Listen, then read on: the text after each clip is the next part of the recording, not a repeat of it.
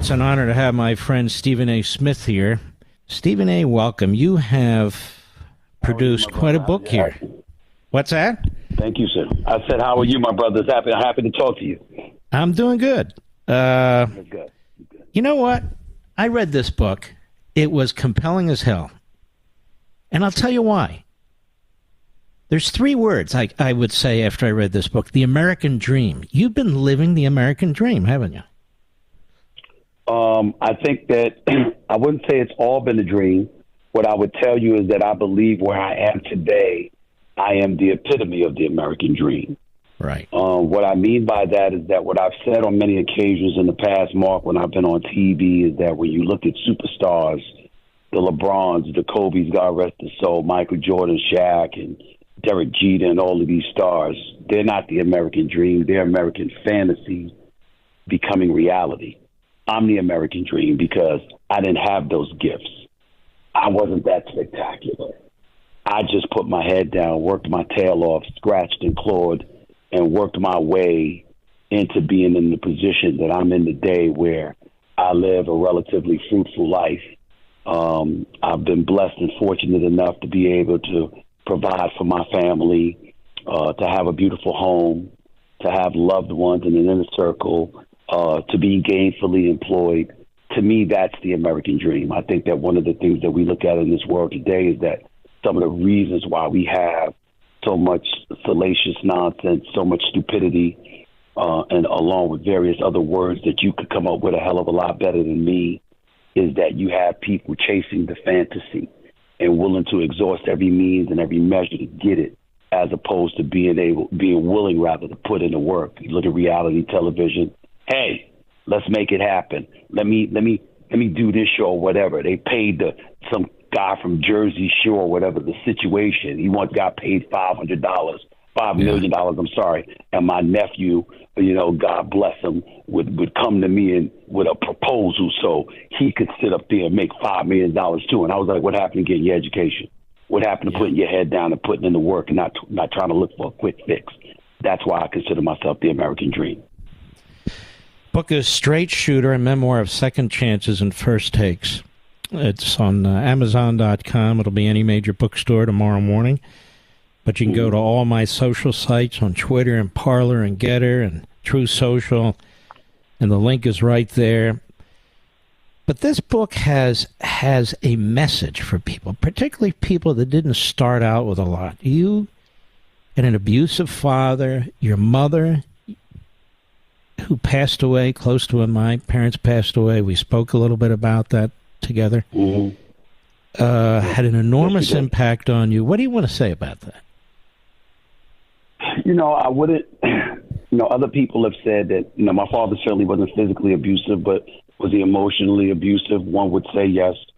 I didn't look at it that way. I knew that I was more turned off and really just disgusted with his treatment of my mother, more so than me. When I was younger and I got left back and he said the boy just ain't smart and, he's not going to be anything in life. Sure, that was devastating. Sure, that hurt.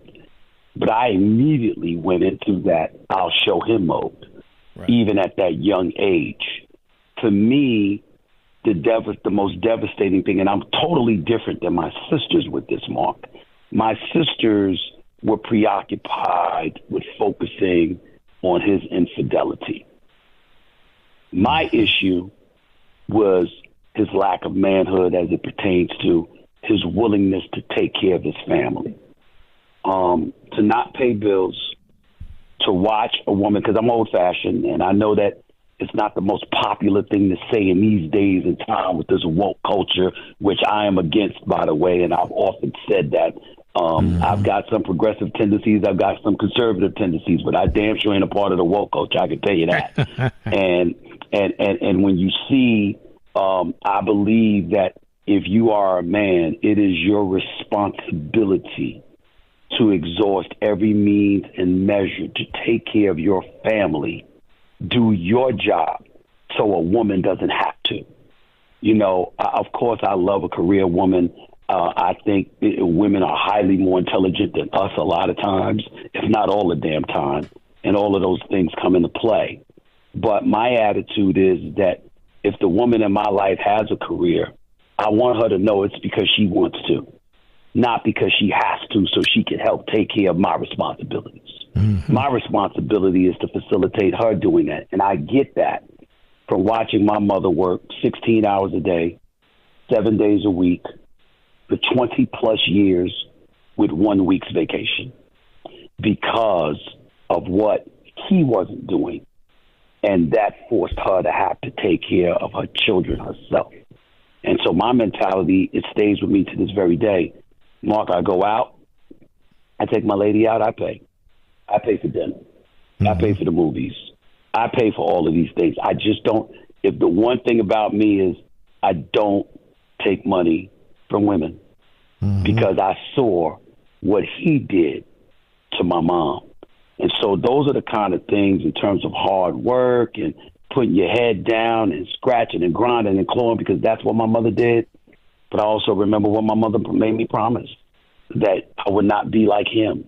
And she wasn't talking about just the regular conventional things about if you get married, honor your commitment. She was talking about the responsibility of taking care of your family, taking care of your children. And that's why with my 2 daughters, I have a line. If they're hungry, it's because I'm starving. I don't eat unless they eat.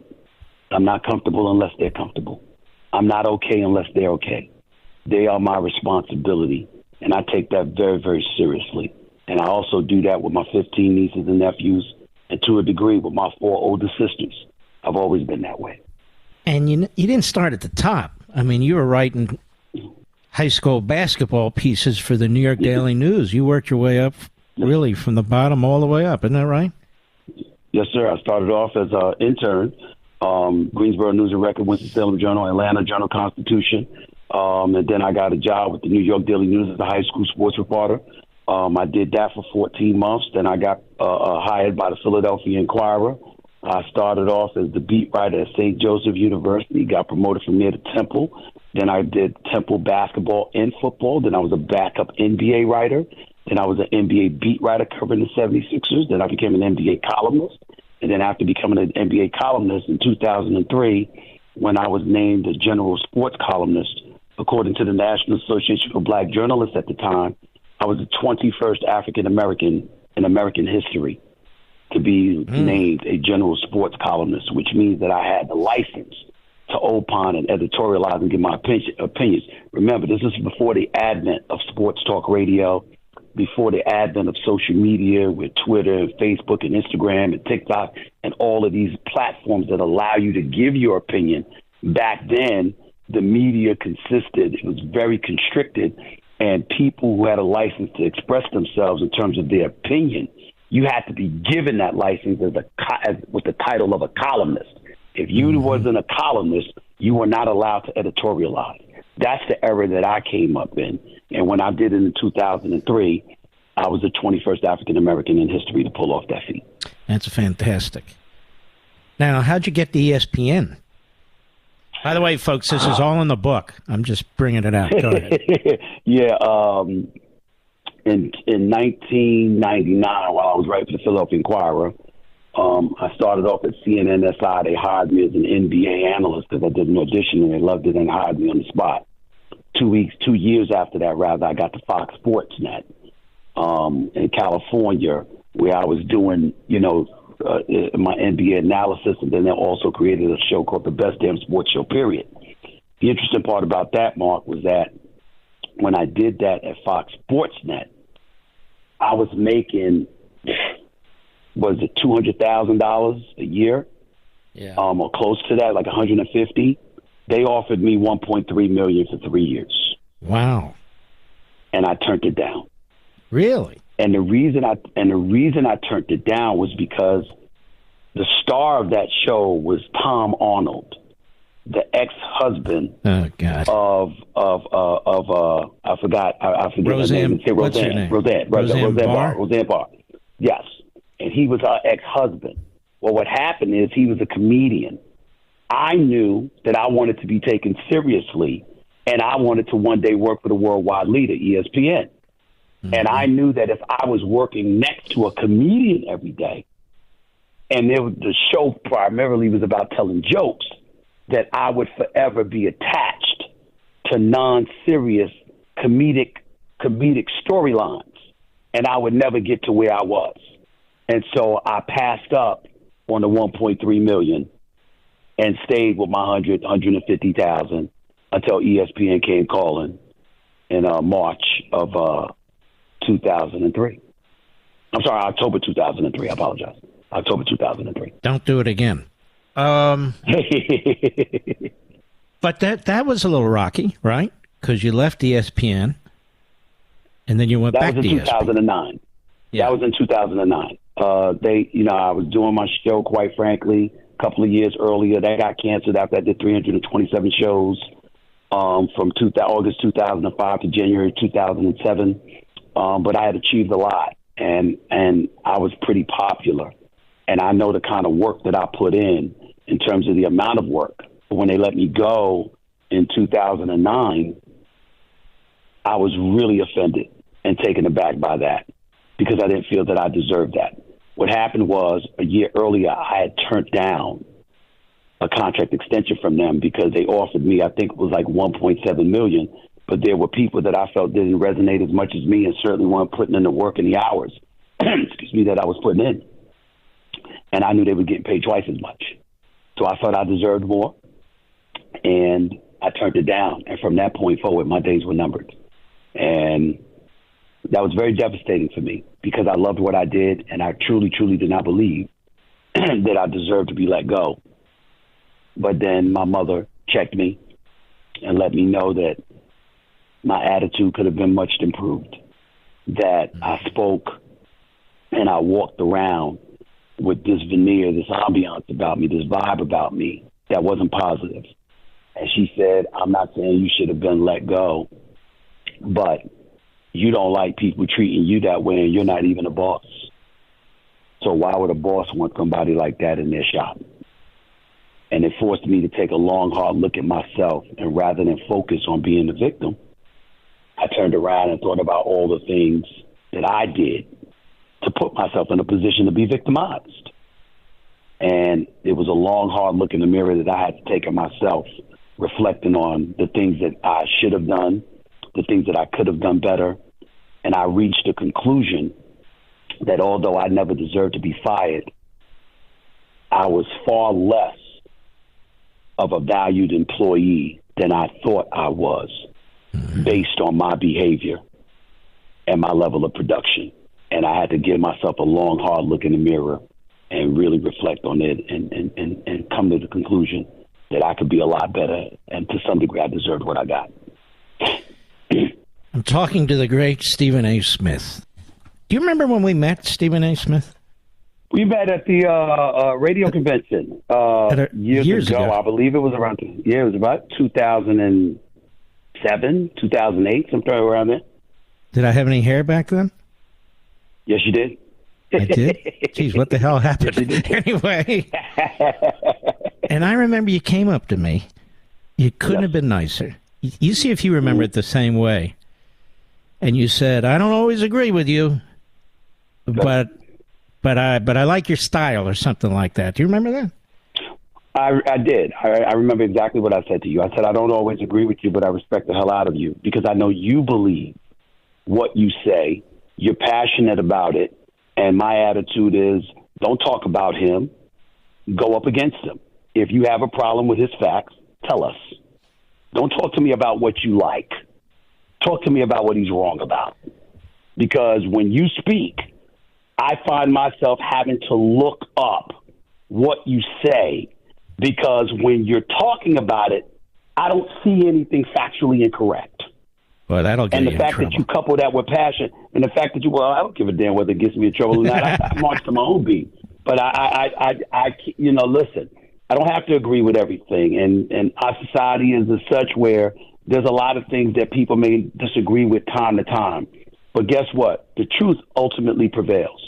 And when you're telling the truth and you're passionate about telling the truth, I respect it. And if you're wrong, it's there to be proven wrong if somebody can do that to you. I just don't see them being able to do that very often.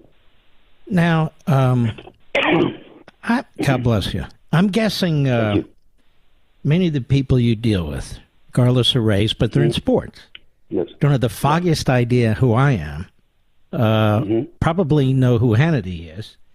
Do you ever get questions like, how can you be friends with these guys? Every day. Really? You got a lot of people. You have some people from our community. If you're a Republican, they think that if you're white, you're racist, and if you're black, you hate your own people. And so I don't subscribe to either. One of the things that I'll tell people all the time, I'm mindful of letting them know I'm not a Republican. I'm a registered independent, and I disagree with Mark and Sean Hannity about 50% of the time. You start calling them racist and stuff like that, you're going to lose me. I never subscribe to that, and I will always defend you guys on that because I believe that as conservatives, you have a right to feel the way that you feel. When I disagree, I tell you why, and we can have that discussion. And when I disagree with other conservatives that I know, we can have that discussion. But what you're not going to do, and I said this to somebody just last week, one of the challenges that I constantly bring up to folks is that when you're asking me to believe that a conservative or a Republican is racist, you're also asking me to assume that just because you're a Democrat, you're not. Mm-hmm. And the fact of the matter is, I can point to quite a few Democrats in American history who are flat out racist. Mm-hmm. And so I don't subscribe to that thinking. I go on an issue by issue, case by case, person by person basis. That's who I am. That's who I've always been. That's the man my mother taught me to be. And that's who I'm going to stay. Because you're a real human being. The book is Straight Shooter, a memoir of second chances and first takes. Straight Shooter by Stephen A. Smith is with us. Stephen A., you started this show First Take, which I watch from time to time. I'm busy as hell. I'm taping a lot, but I try and watch some of it. Mm-hmm. It is a great show, I got to tell you. And you're the one who makes it a great show. Molly's great. She's a great moderator. And then you have these others. But you really started this show out, at least early on, with Skip Bayless, right? Yes, sir. And tell me about him. Yeah. Skip is an acquired taste. Skip is an acquired taste. He's I know him on an intimate level that very, very few know him. So he's an incredibly God-fearing individual,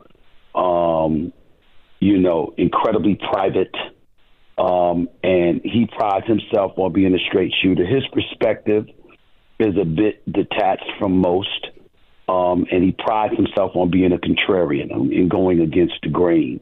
Mm-hmm. And sometimes, obviously, that gets him in a lot of heat, and we all know that. And he's sensitive to that heat from time to time. And it's a challenge for him, but he's a guy that I owe an incredible amount of my career to. The success that I've been able to enjoy wouldn't have happened like this had he not brought me on First Take. And so although I find myself disagreeing with him 90% of the time, if not more, I'm still incredibly appreciative of the relationship he and I've had and what he's done for me, even though that disagreement never goes away. You appreciate what's come before, don't you? You appreciate whether it's sports or whether it's broadcasting or whether it's history. You seem to appreciate the people who have made things possible for you or other people and so forth. You have a sense of identity. Am I right about that? I think as human beings, we all owe that. I'm quite sure if you sat down with Mark Levin, there was somebody that paved the way for you to be where you are today. And I'm quite sure you remember everything about him, chapter and verse. Decent human beings with any degree of humility inside their soul are of that ilk. We don't forget the people that helped propel us to these heights. We didn't get here by ourselves. Even when we say through the grace of God, we're acknowledging and admitting something or someone helped us get here. And so I think that's incredibly important. That's something that we should always do. There's no way around that. But for me personally, when I highlight the challenges that I've had throughout my life in the book, how can I not be grateful? How can I not be thankful for the people that helped me get here? I have to tell you, when I do watch your show, as much as I can, because it's a fantastic show. Sure. I love watching this guy, Chris Russo, with you. Mad Dog. Yep. I didn't follow his career. I'm on a different path, but I still pay attention to it. You two have a chemistry, man, that's unbelievable. I guess you know that. Well, I would say, yes, I do. I would tell you this. I have a chemistry with everybody on the show.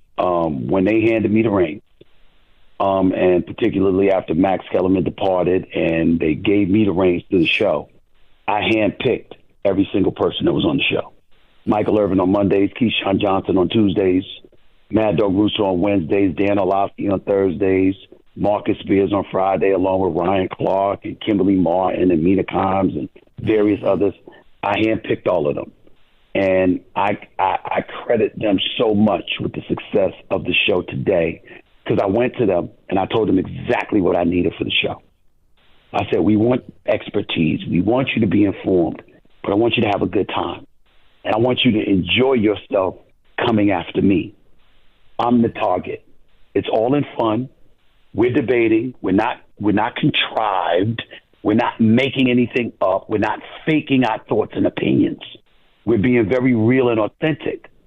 But we got respect and love for each other. Let's always make sure that comes across to the viewer, too, so we can all have a good time while informing them about the worlds of sports and have a blast doing so. And I'm the target. It's Stephen A. against the world. Let's get it on. And they all embraced it. And I can honestly say to you from the bottom of my heart, there has not been one single day where they haven't delivered. And that's why the show is so great, because it's consistent. It's not good on Monday, but sorry on Friday. Every single day we give you what we've got. You're on a lot of platforms now, aren't you? Well, now, because I have aspirations, I don't want to say, Mark, that I want to leave ESPN, because I don't. I love working for ESPN. I love being in the world of sports. I love doing what I'm doing, but I don't want to be limited by it. I don't have an aspiration, quote unquote, to talk politics. I have an aspiration to be able to do it when I want to. I have an aspiration to be able to talk pop culture and entertainment when I want to. I hosted Jimmy Kimmel in August of 2021 one night, just one night, and I was second in the ratings to Stephen Colbert without any promotion whatsoever. Wow. I want to do late night one day. I've got my own production company. I want to produce scripted and unscripted content in television and film and documentaries and things of that nature. And I own my own podcast. That's not an ESPN podcast. It's not a sports podcast. I own my own IP, my masters, my RSS feed. I own those things because it's important for me not to be pigeonholed and restricted by the company that I work for. I love them.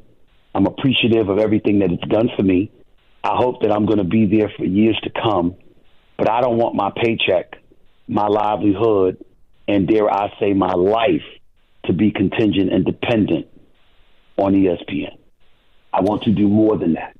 If they are receptive to that, then I look forward to ending my career there in many years from now. If that's not the case, then my contract's up in 2.5 years. And I don't know what the future holds for me then if that's not something they're receptive to. So that's where my mentality is. That's where my mindset is right now. And that's just how I'm approaching it. And I'm not speaking out of turn. They know exactly where I stand. I've talked to them. They know how much I love the place. They know how appreciative I am for what they've done for me. But they also know, just like they have a right to expand and broaden their horizons to maximize their potential. As a company, I certainly have that right as an individual. You would do exceptionally well, because these three guys, you don't need to comment on this, they're pretty much sort of the same kind of shows. You have an audience, and you have an intellect, I would argue, that reaches across racial lines, it reaches across socioeconomic lines. People are interested in what you have to say and the way you say it, whether they agree with you or not. I think it will be very, very compelling. I also think that's one of the reasons First Take is such a damn great success. You stand out that way. I strive. Yeah, go ahead. I strive to be fair. One of the things that made me very, very nervous, and ESPN as a company deserves a lot of credit for this because they stood up and allowed me to be me. You know, there was a time that we were being perceived, and we still are, as a liberal network.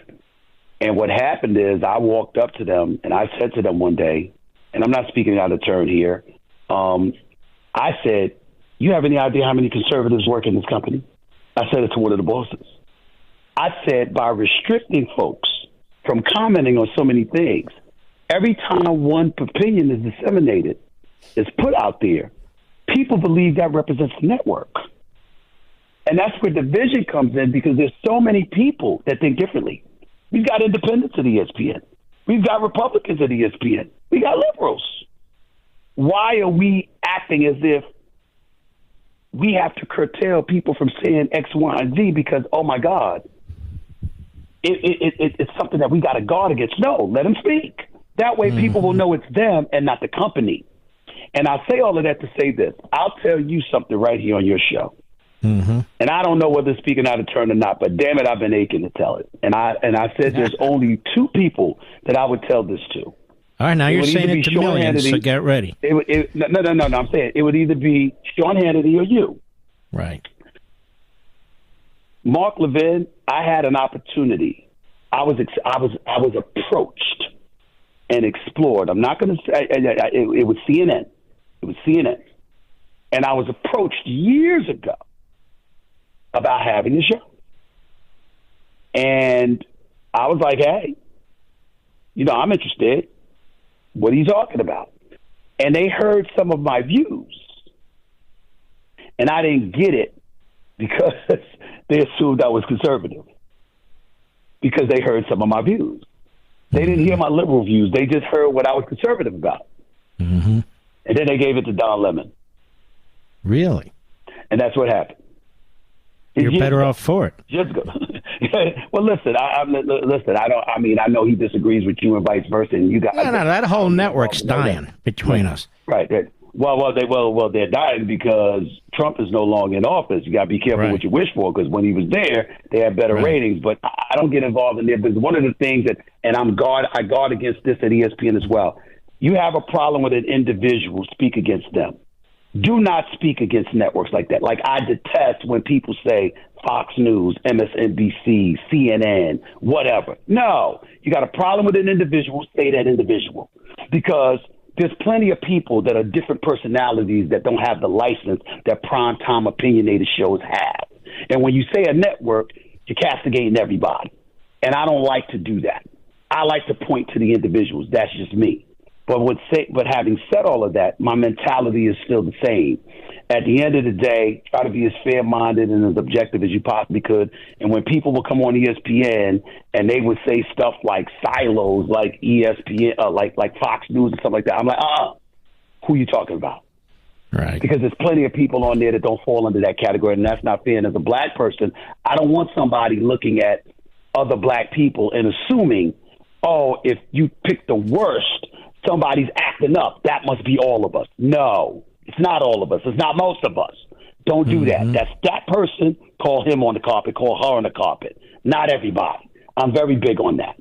You're a person of faith, aren't you? Or at least of God. I'm a person of God, yes. And I definitely have faith, no doubt about that. I would tell you that I certainly could do a better job. There's no question about that. I'm a dad of two daughters. I've never been married, which means I've had children out of wedlock. That did not make my mother happy. Obviously, I go to church. I pray.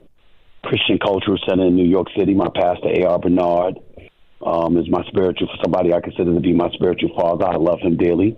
And he always tells me, you are a good man. You're just a work in progress. So I always recognize, he always says that you are a good man, but you are a work in progress. And so I know that about myself.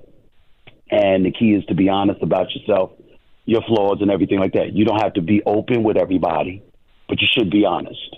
And I strive to do that as often as I possibly can. It doesn't mean I've never lied before, but I never liked it when I did. I can tell you that much. And it's something that I strive not to do. And that's not hard for me. It's not hard for me to be honest and to tell the truth, to be honest with you.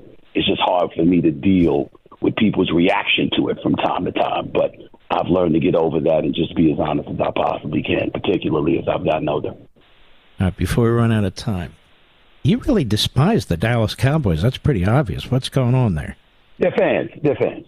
They're fans, and it's all fun. It's all about sports. You know, your love-hate relationship. Same people that I troll and mess with are the same people I take pictures with and sign autographs for and play around with them. I just get at them when they lose, just like they get at me when they win. That's all it is. It's all in fun. Philadelphia Eagles, are they going to make it to the Super Bowl or not?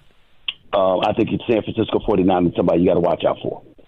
The acquisition of Christian McCaffrey has really elevated them. This kid, Brock Purdy, the third stringer, Mr. Irrelevant, the very last pick in the draft, has been really, really good. He's undefeated as a quarterback for them. Kyle Shanahan is one of the elite play callers. Deebo Samuels has returned. Their defense is real, physical, with a lot of speed. They and the Philadelphia Eagles are the two best teams within the East, within the NFC. Dallas could beat them if they got past Tampa, but I doubt it.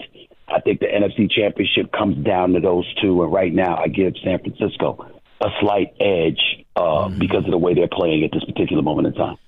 And the Eagles look a little shaky, don't they? Because Jalen Hurts has been unhealthy. He had a shoulder injury and missed 2 games. Those were the 2 games they lost. He's like 13-1 as a starter. Mm-hmm. You know, that was their record with him. The 2 games that they lost were without him. Other than that one, one early in the season. So they definitely are a different team when he's around. And Philadelphia's got some potential, no doubt about it. In the AFC, you got Buffalo, Cincinnati, and Kansas City. Those are the teams. I personally believe that a Super Bowl appearance will come down to Cincinnati or Kansas City. That's just me. Mm-hmm. And in terms of the Giants, so you don't think the Giants are going to make it? No, I don't think they have enough, but I give them a lot of kudos for beating Minnesota yesterday. Daniel Jones really showed up and showed out. Saquon Barkley is a star when healthy, and Brian Dable is a star as a coach. He is really what they needed. I'm just going to ask you about and I that. think, he's a Coach of the Year candidate. Top 2 Coach of the Year candidate without question. Who's the other one? He's done a phenomenal job. I think that you got to look at Kyle Shanahan, in my opinion, because San Francisco is on a third-string quarterback. And they still went like 13-4, and they've been phenomenal. And so I look at San Francisco with a third-string quarterback having won 8 or 9 straight games. I just got to tell you, I got to give those 2 coaches the edge, but I can't ignore the job Dan Campbell did in Detroit, making them relevant again as well. So he deserves a lot of credit for that. He deserves a mention for the job that he's done, and of course, the great Andy Reid in Kansas City. They lose Tyreek Hill, and their offense is still number 1 in yards, points, and passing yards with Patrick Mahomes. Folks, when it comes to sports, this guy's the Rain Man. There's no question about it. I can ask him about bocce, and he would tell me who's in the lead. It's a fantastic book, Stephen A. Straight Shooter, a memoir of second chances and first takes. Please grab your copy on Amazon now.